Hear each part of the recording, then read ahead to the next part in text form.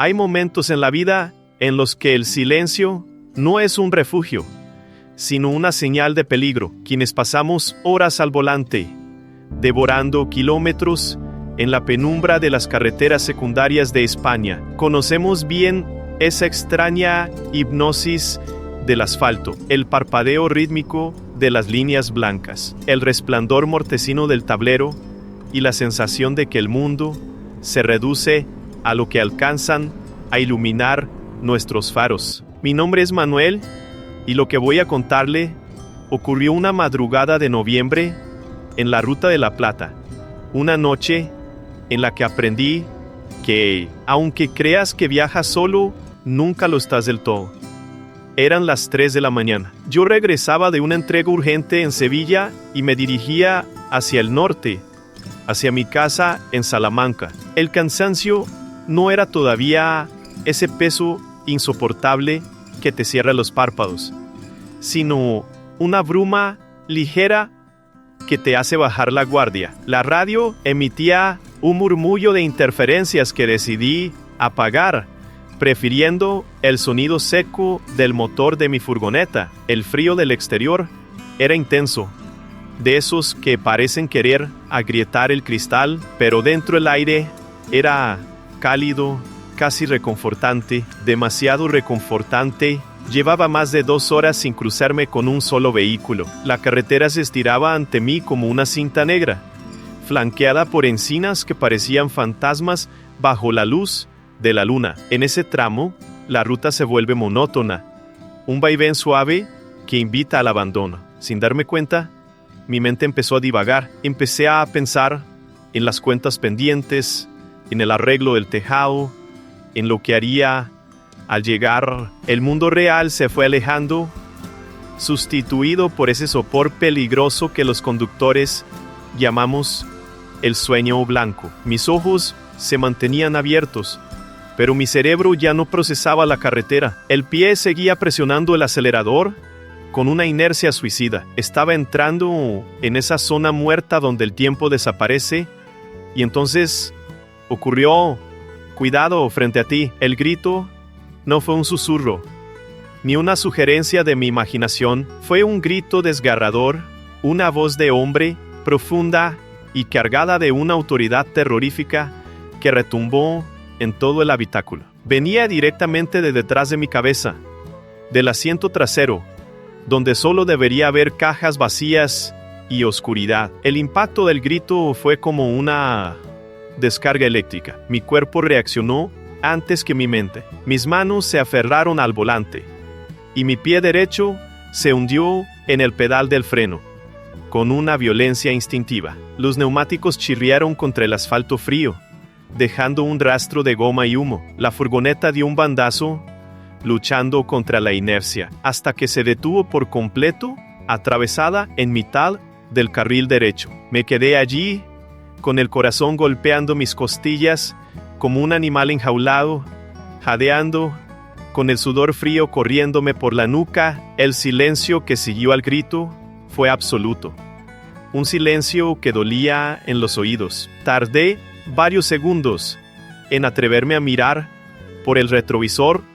No había nadie. El asiento trasero estaba vacío. Las cajas que transportaba seguían en su sitio, inmóviles bajo la luz tenue de la cabina. Abrí la puerta con las piernas temblándole como si fueran de papel y bajé de la furgoneta. El aire helado de la noche me golpeó la cara, devolviéndome a la realidad de golpe. Fue entonces cuando miré hacia adelante, hacia lo que mis faros iluminaban ahora que el vehículo estaba detenido. Apenas a 3 metros de mi parachoques delantero, la carretera simplemente dejaba de existir. Un camión de gran tonelaje, cargado de vigas de hierro, se había salido de la vía minutos antes, quedando volcado y atravesado por completo, bloqueando ambos carriles. No había luces de emergencia, no había señalización, ni una sola bombilla encendida en aquel monstruo de metal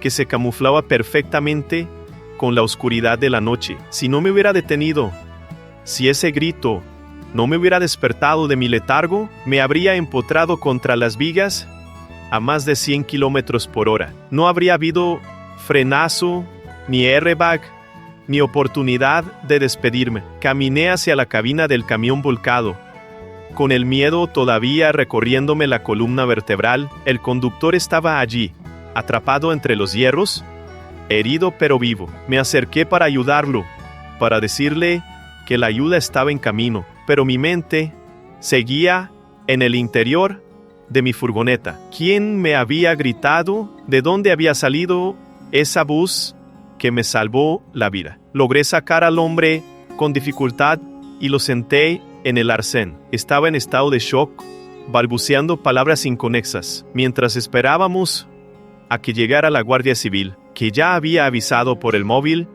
me senté a su lado. El hombre me miró con ojos vidriosos y me preguntó: ¿cómo me has visto? No hay luces, nada. Yo estaba convencido de que el siguiente coche que pasara se mataría contra mí. No te vi, le respondí.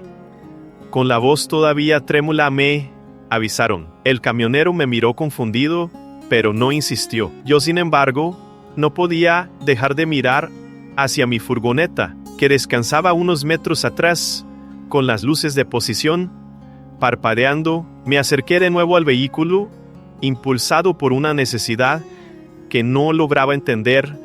Revisé las puertas. Estaban cerradas por dentro. Revisé el espacio de carga, nada, pero al mirar el asiento del copiloto, vi algo que me hizo caer de rodillas sobre el asfalto frío, sobre la tapicería del asiento del acompañante. Justo donde yo suelo dejar mis papeles, había una pequeña estampa de San Cristóbal, el patrón de los conductores. Era una estampa vieja, plastificada, que mi abuelo siempre llevaba en su viejo camión Ebro hace 30 años. Yo la había perdido hacía meses, o eso creía. Estaba convencido de que se había caído en alguna limpieza del coche.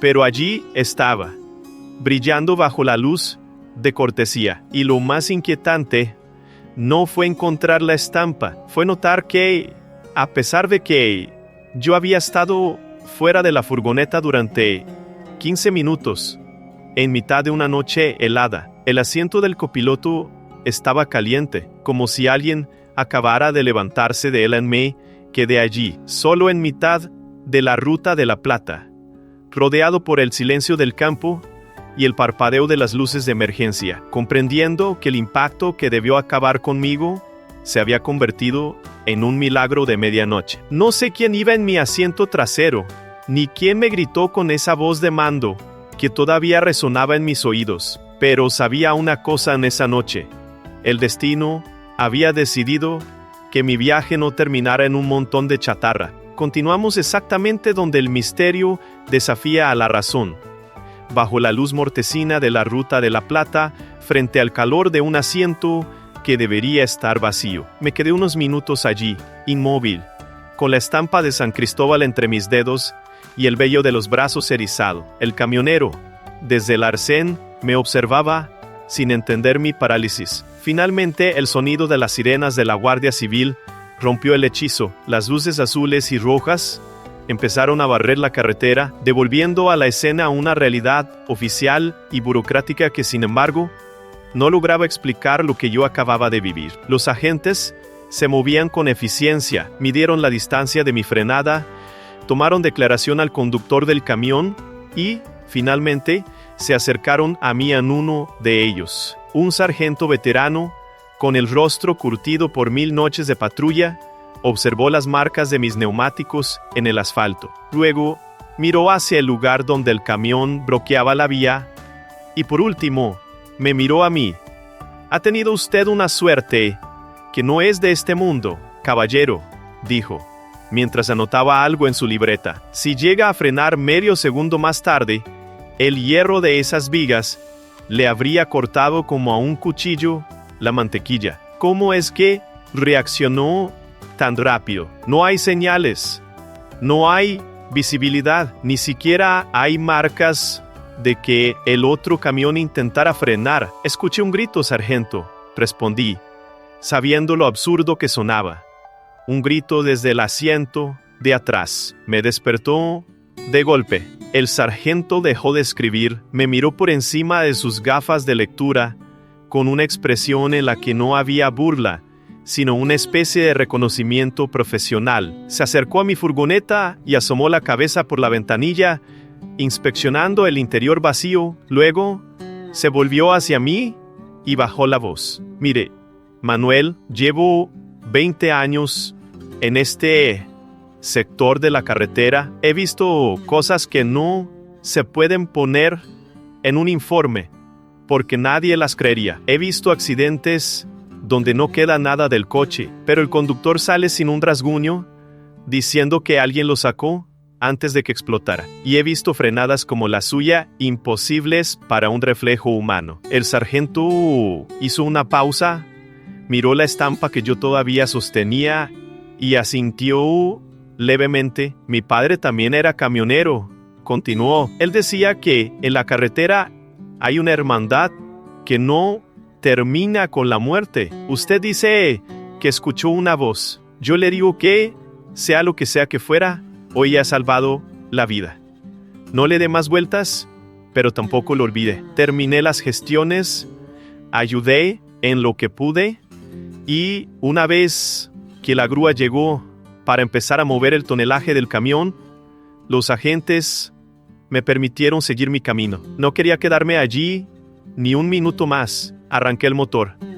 Pero esta vez el silencio de la cabina me resultaba pesado, casi reverencial. Encendí la radio buscando cualquier programa de compañía, pero solo encontré estática. Al llegar a casa, en la quietud de la madrugada salmantina, no pude irme a la cama. Necesitaba hablar con alguien que conociera las historias de mi familia. Llamé a mi madre al amanecer. Después de los saludos habituales y de asegurarle que estaba bien, le pregunté por mi abuelo, por aquel camionero rudo de la posguerra que yo apenas recordaba. Tu abuelo era un hombre de pocas palabras, Manuel, me dijo ella, con voz nostálgica, pero tenía una obsesión con la seguridad. Decía que la carretera engaña a los ojos, pero que al corazón no se le puede mentir. ¿Sabes? Él siempre decía que si alguna vez se quedaba dormido al volante, esperaba que alguien le gritara lo suficientemente fuerte como para despertarlo de la muerte misma. Se me hizo un nudo en la garganta. Entonces le conté lo ocurrido. Le hablé de la voz, del camión invisible y sobre todo de la estampa caliente en el asiento del copiloto. Al otro lado del teléfono se hizo un silencio tan largo que pensé que la línea se había cortado. Mamá, ¿sigues ahí? Esa estampa, susurró ella. Tu abuelo fue enterrado con una igual entre las manos, pero había otra.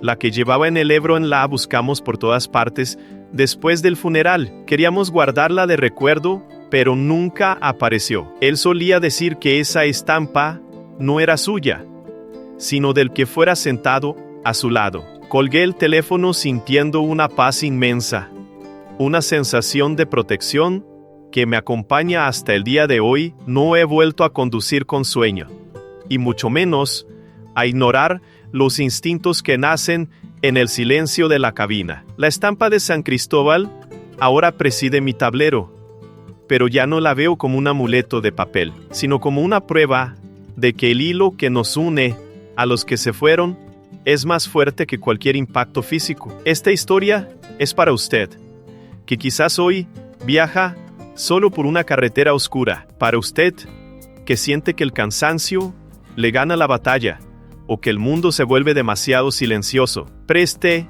atención. No ignore esos pálpitos, esos presentimientos o esas voces que parecen nacer de la nada. En la carretera de la vida, los accidentes son físicos, pero los rescates suelen ser espirituales. Hay pasajeros que no ocupan espacio, pero que llenan todo el habitáculo con su vigilancia. Mi abuelo no dejó que mi historia terminara en la Ruta de la Plata, porque su promesa de cuidado seguía vigente, más allá del tiempo y del asfalto. Hoy, cuando cruzo por ese mismo punto kilométrico, siempre reduzco la velocidad y guardo un segundo de silencio. Sé que allí, en la penumbra, hay guardias invisibles velando por los que aún caminamos, porque al final, el impacto más fuerte no es el del metal contra el metal, sino el de la verdad, golpeando nuestra incredulidad a nunca, absolutamente nunca viajamos solos.